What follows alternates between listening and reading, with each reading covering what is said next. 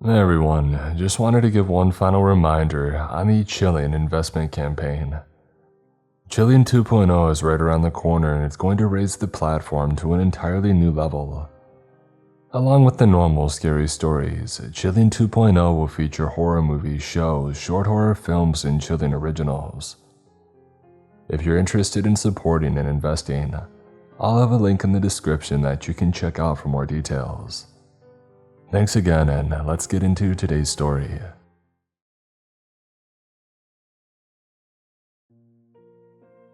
I had spent my life drifting from one bad situation to another. I was broke most of the time, and whenever I had money, I blew it on stupid things. And then I ended up in jail for 6 months. The prison was close to Alaska, and when I got out, I hitched a ride north as soon as I could.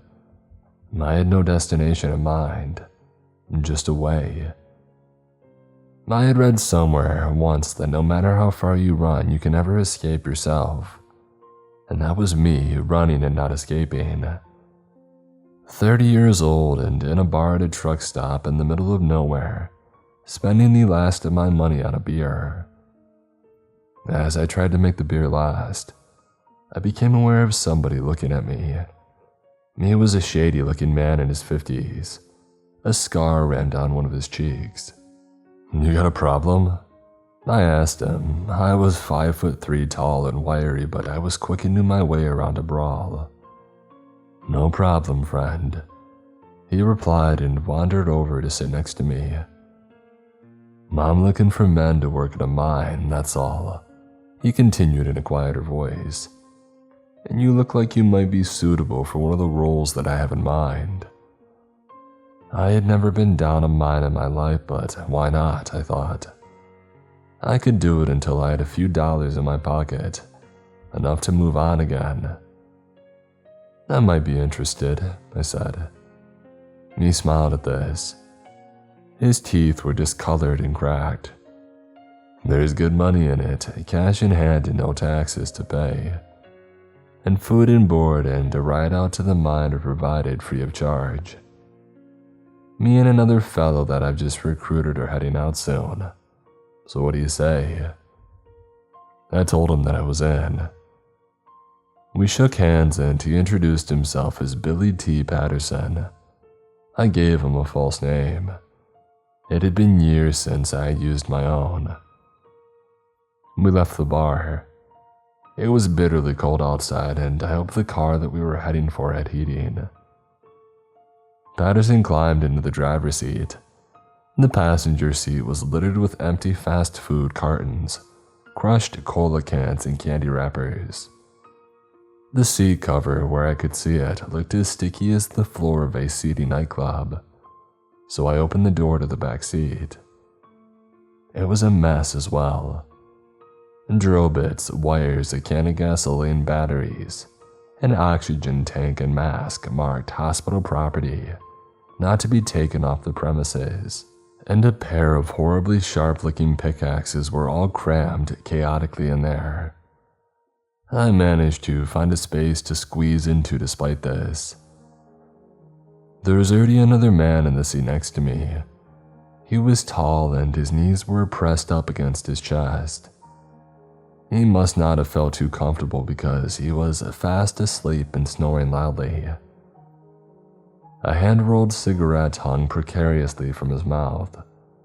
I figured he was a chain smoker who would light up the moment that he woke. The engine started up. The tall fellow snored on, and we pulled away from the stop and headed off down the road. There was no heater, it turned out, and to add insult to injury, the window next to me would not close properly, so the miles passed by slowly and I was left shivering and regretting another lousy decision.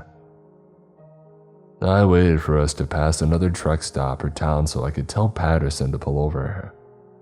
I would inform him that I wouldn't be working for him after all. No hard feelings. But there was nothing. Just a bleak countryside everywhere that I looked. After 6 soul-destroying hours on the road, the car turned onto a dirt track that weaved through a forest. The car began to rattle and shake. One of the pickaxes fell over, almost stabbing me in the leg.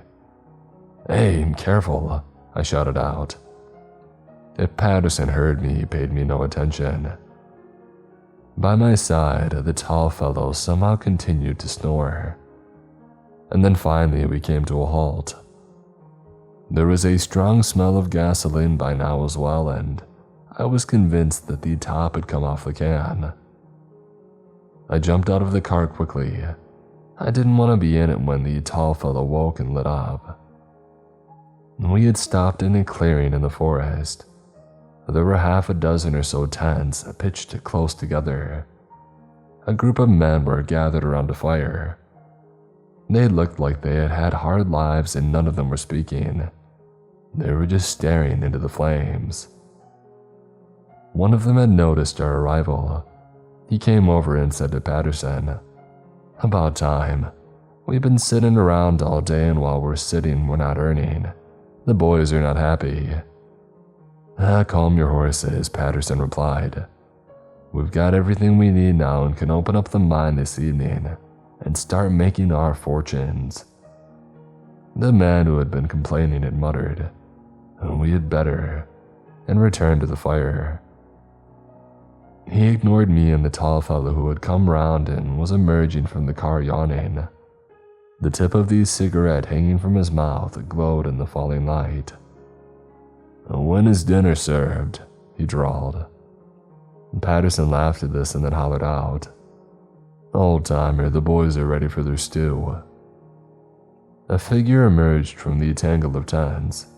He was even skinnier than me and had long gray hair that hung over his shoulders. He wore a t-shirt with the logo for a heavy metal band on it that looked like it had last been washed in the 1970s. His bony hands were clasped around the handle of a trolley that was just about big enough for its load, a cast iron pot. He pushed it toward the men around the fire, who rubbed their bellies and smiled. I did the same. I was famished and the smell drifting from the pot was incredible. The men crowded around the pot. I had no idea if there was a pecking order, whether as the new arrival I was meant to wait, and I did not care. I pushed my way into the melee. One problem of being less than average height is that sometimes, say standing on a packed subway on a hot day, my face is at the armpit height of taller men. My senses are attacked by whatever cheap deodorant they had sprayed on that morning, or even worse, by stale sweat. All the men around the pot were much taller than me. On the plus side, there was not a trace of cheap deodorant. On the other, they reeked of unwashed flesh.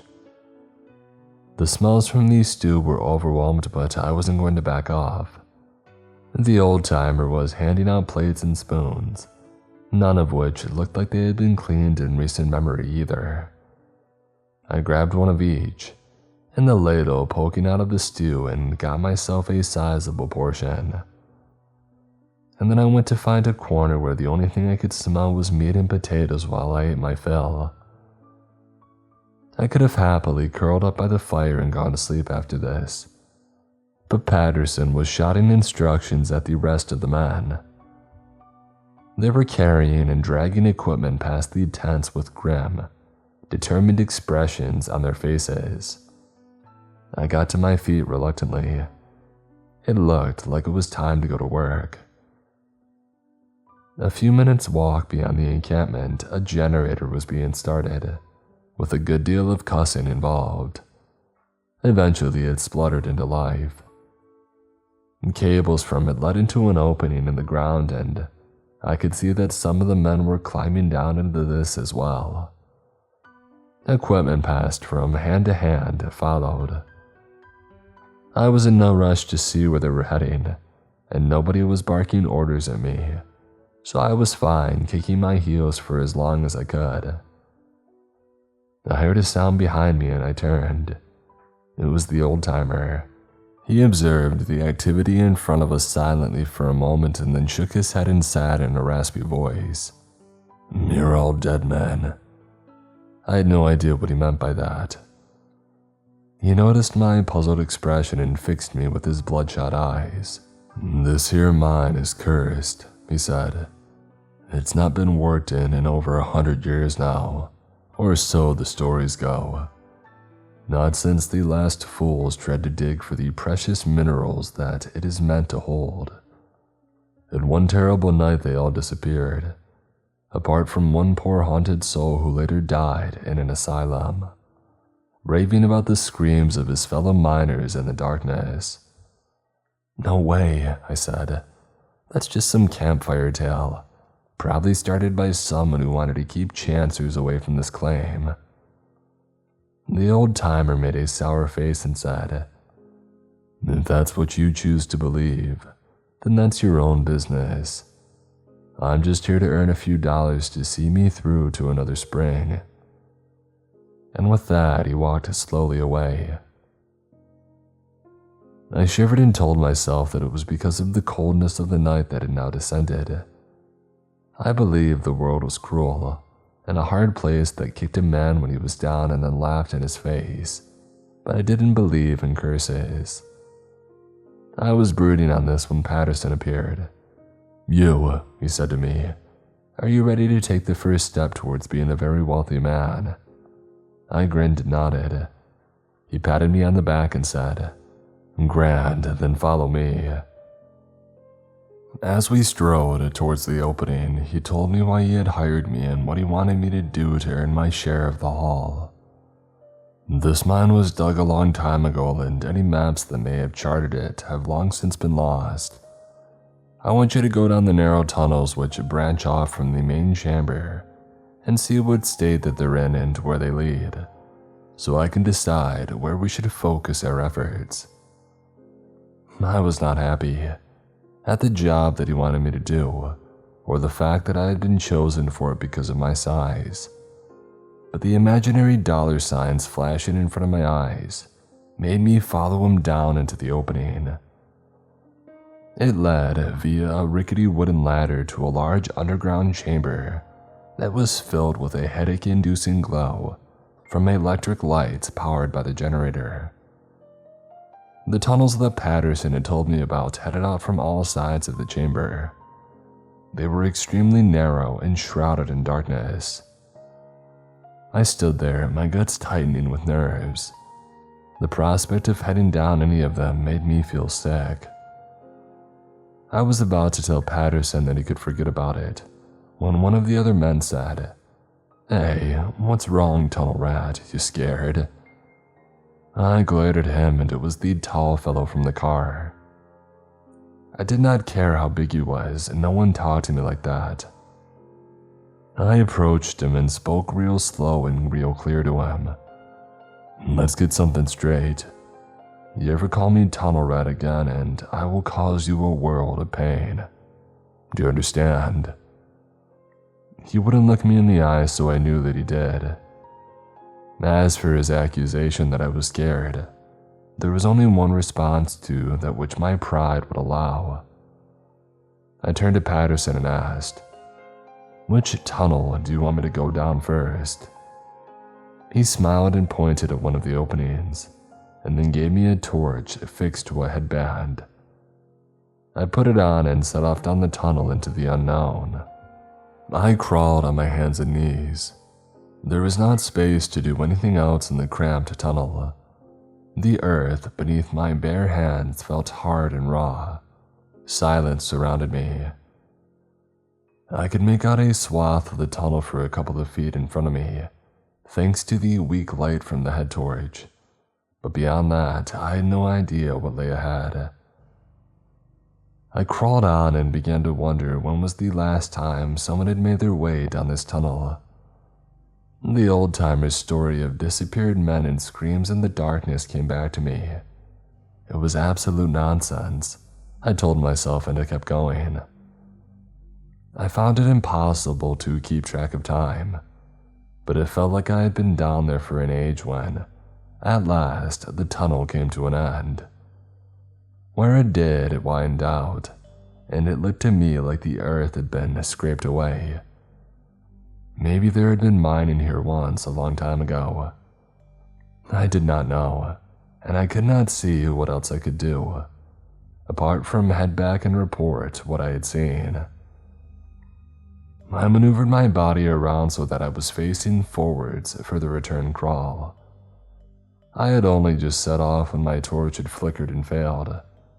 I cursed, slammed my hand against it.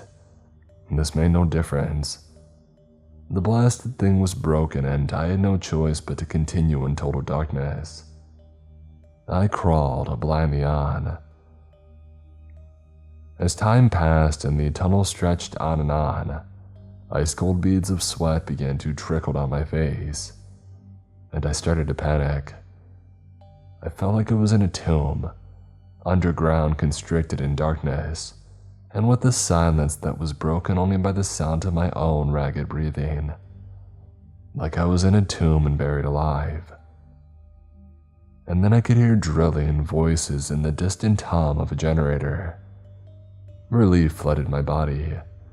It was all going to be fine. The end of the tunnel soon came into sight and I paused and took a breath. I did not want any of the others to know that I had come close to losing it. And then I emerged out into the chamber. The chattering voices and the drilling were no longer welcome. They were all far too loud and the light now hurt my eyes. I rubbed at them and blinked. While I had been gone, the others had been busy enlarging the chamber. Wooden struts propped up newly excavated areas. Despite this, a section of earth fell in. A couple of men started to argue about whose lousy fault that was. Patterson was there but did not intervene. He was too busy taking long drinks from a hip flask. The smell of whiskey mingled with the other odors already down there. I told him what I had seen, and about my head torch. He shrugged and said, "Life's SOB. Get a new torch and get yourself down that tunnel there. It could run parallel to a larger tunnel. One of the boys is in there now and I'd like the two tunnels to get linked." He tapped the side of his forehead and added, "That's what you call joined up thinking." I managed to keep a poker face, but I was starting to realize that he had no idea what he was doing. Reluctantly, I entered the tunnel that he had pointed out. My replacement torch revealed glimpses of a passageway through the depths that seemed identical to the last one that I had been in. There was one major difference as I made my way down this one though. I could hear the sound of drilling and figured it was the man working in the nearby tunnel. I didn't know whether the drill was malfunctioning, which would have been no surprise considering the ramshackle nature of this operation, or if he had hit something harder than the drill bit could cope with. But the sound that he was making by now was a loud rattling attack on my ears. The tunnel that I was in felt like it was shaking from the impact of the drill. So much for sensory deprivation, I thought. More pressingly, I started to worry that the tunnel that I was in might collapse because of the vibrations from the drill. I made an executive decision and started to crawl backwards out of the tunnel. I was almost out when the drill fell silent. Moments later, I heard the first scream. It was muffled by the earth, but there was no mistaking what it was. No mistaking the fear that it contained. I re-emerged into the chamber double quick. Patterson was peering into the tunnel the other man was in. He was hollering, "What's wrong?" And then he muttered an obscenity and reached for his flask. He raised it to his lips, but it had run dry. He threw it across the chamber and then noticed me. "Tunnel rat," he said. "You get yourself down there and see what that danged idiot had done. Probably drilled a hole clean through his own foot." I bit down in the urge to tell Patterson to go to Hades for calling me tunnel rat, and I entered the tunnel. It was higher and wider than the others that I had been in, but it was still the quickest to scramble along on my hands and knees. I really hoped that I would not find some kind of medical emergency when I arrived. Though, much as I hated to agree with Patterson, I had the feeling the man further down this tunnel would have done himself an injury. A power cord for the drill trailed along the tunnel floor. I lifted my neck to follow its progress with the beam of my head torch and saw the drill. It was lying on its side. There was no sign of the miner. It was weird, it was like he had disappeared into thin air. "Hello," I called out, thinking that he must have wandered further into the tunnel. If he was hurt and maybe in shock, he might not realize that he was heading away from safety. I climbed over the drill and went to track him down.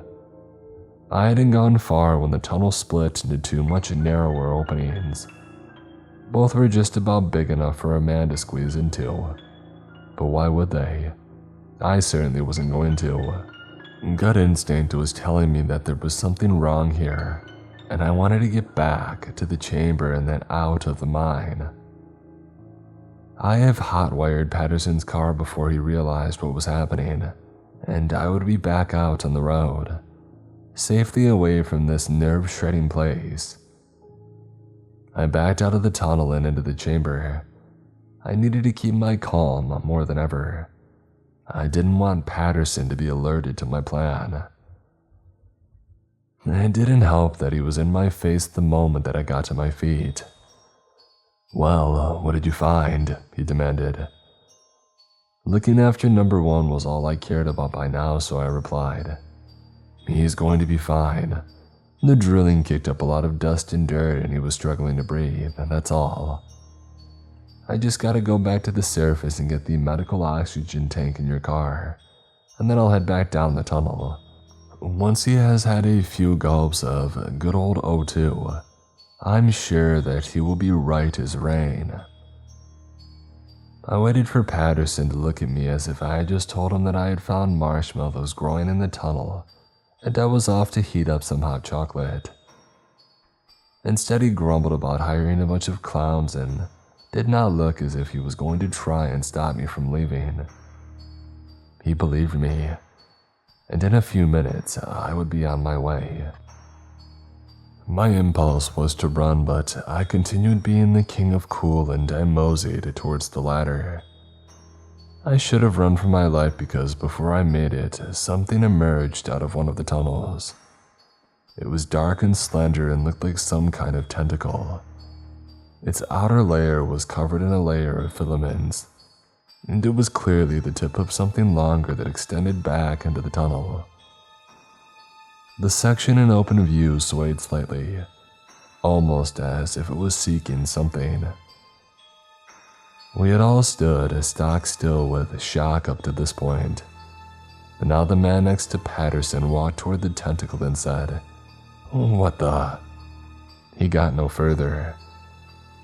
Like a lightning bolt cutting through the sky, the tentacle flashed forwards and coiled itself around the man's waist, and then it whipped him towards the tunnel entrance and pulled him back inside with it into the darkness.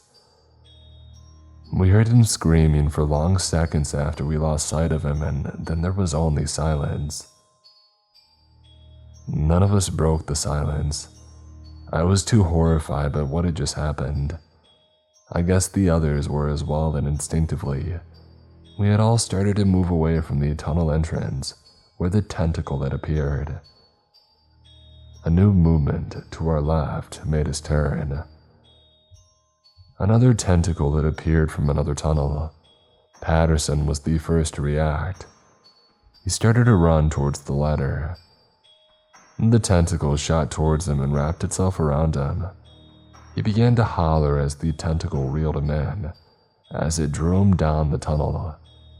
His cries ended moments later, and we soon forgot about him, because yet another tentacle had appeared from another tunnel. It was only a couple of feet away from me. I stared at it as it swayed. I was paralyzed by fear, even though I knew in seconds the things would be coiling around me and taking me into the darkness. It continued to sway and continued to drift towards me, but it did not touch me. It passed within inches of my face. And then another of the men fell to his knees and began to sob and beg it to not take him. The tentacle shot towards him, enveloped him, and dragged him off. There was only me and the tall fellow left now. He looked at me and whispered, "It can sense movement. If we stay completely still, we might just make it." I acknowledged this with my gaze, and we both stood as still as we could as yet another of the aberrations emerged. It swayed and drifted and rose and dipped as it tried to sense its next victim. I held my breath, scared that even the movement of my chest would alert it to my presence, and then it began to withdraw. We were going to survive, I believed, and watched as the retreating tentacle passed right by the tall fellow. And then a bead of sweat ran down the side of his face, and it fell under the filaments of the tentacle. Alerted to his presence, it whipped up towards and encircled him. He struggled and screamed, but it was no use. The tentacle took him. I was alone, doomed. And then something flared inside me, a desperate pride. I wasn't going to go down whimpering and hiding. I was going to hold my head up high. "Come on then," I shouted. "Do your worst." A tentacle appeared from one of the tunnels, and then others did the same until 5 tentacles swayed in the air. "Story of my life," I muttered to myself. The tentacles turned as one towards me. This was it. Suddenly, a voice called out from above. "Incoming," it yelled, and liquid streamed down into the chamber. It was boiling hot, and I could feel the heat coming off it and see the steam rising as it hit 2 of the tentacles. They began to thrash about frantically and withdrew quickly into the tunnels, and then a figure jumped down into the chamber. The long gray hair draped over his shoulders and the faded logo of his filthy t-shirt were clear in the electric lights. It was the old-timer. He was grinning maniacally, and in each hand he held a pickaxe. The remaining tentacles were twitching, trying to figure out which way to strike. But the old-timer didn't hesitate.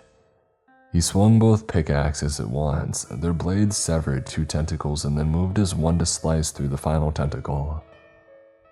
The amputated sections fell limply to the floor, as the rest of the wounded tentacles withdrew back into the tunnel. I stared at the old-timer with my mouth open. "But you're the cook," he shrugged. "Hey, not always," he said. "Back in the 70s, I was a monster hunter and I still got it." His eyes were gleaming as he spoke. "Now, we need to hurry," he went back. "I don't know if it's one big freak or a bunch of them out there, but the tentacles are going to be back real soon and we need to get out of here. You go up the ladder first and I'll follow you." I staggered towards the ladder and began to ascend. Adrenaline was pumping through my body. I had survived, and soon I would be back on the open road. With the old-timer, I would pull over at the first bar that we saw and order a pitcher of beer, and raise a glass to the man who had saved my life. I was 1 rung from the top when I heard the old-timer gasp. "No!" I turned. The dark shapes of these severed sections of the tentacles were no longer just lying there. They were twitching, and now they were wriggling along the ground towards the old-timer. He had cut them off, but they weren't dead, and they were out for vengeance. I watched in horror as they slithered around his ankles and crawled up his legs, and then raced for his neck. They wrapped themselves around it and squeezed. His eyes began to bulge. I tore my gaze away. There was nothing that I could do, apart from save myself. I scrambled out of the chamber and ran for the car. Dawn broke, scarlet and fierce, as I sped along the track out of the woods, and I was soon on the highway. I had escaped the mine, and like the only survivor last time, the tentacles were disturbed by fortune-seeking fools. I would forever be haunted by the screams of men as they were taken in a grotesque embrace into a darkness from which there was no escape.